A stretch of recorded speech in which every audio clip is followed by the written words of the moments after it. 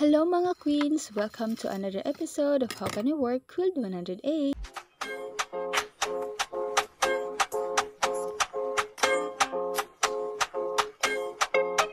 Tonight, when client clarified his order, oh no, I'm so glad. OA lang. Siyempre, prepare agad ang illustration board at yung frame. And after 1,876,800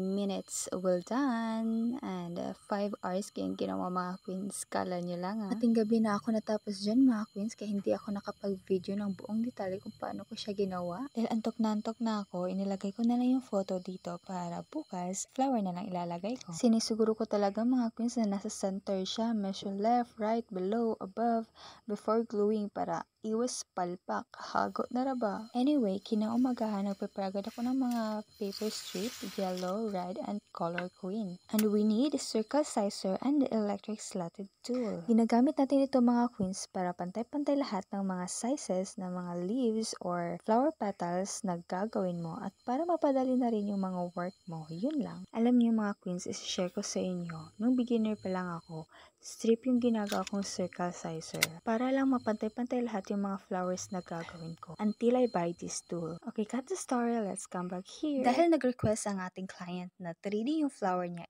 gagawin natin yan ng 3D mga queens. Gagamitin natin ng circle molder para mag-lift up together yung mga petals niya. Para hindi tayo mahihirapan mga queens. Dahil marami akong natitirang mga flowers noong past project ko. Super thankful talaga ako dito mga queens kasi dahil dito maliles yung aking oras to make all of this. Set aside muna natin to. Gagawa naman tayo ng mga swirl. Madali lang to mga queens. Kailangan mo lang ng slotted tool. Hindi yung automatic ha. Mano-mano mo lang siyang ikot-ikotin para perfect talaga yung kanyang swirl shape. Nag-enjoy talaga ako sa paggawa nito mga queens. Ewan ko ba, it's very satisfying. Ang OA mo queens. Okay, finally, this is all the flowers we need mga queens and we're ready for glowing. But before that, well, arrange muna natin yung mga flowers mga queens around the pictures para after, easy na lang to glowing.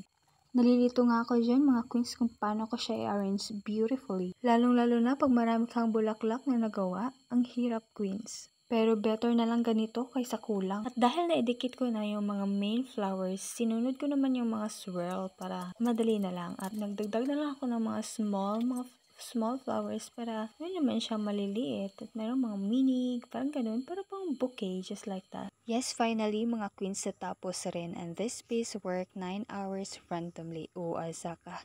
But sumasakit na talaga yung mga mata ko dyan mga queens. Pero all of this sudden was sulit naman. I'm very thankful to Ma'am Zealous for trusting us to make a gift for her parents-in-law. So if you are looking a personalized memories gift, this creation is best for you. So just pop a message and I'll be there. This is your Kunkwald, your paper art of choice.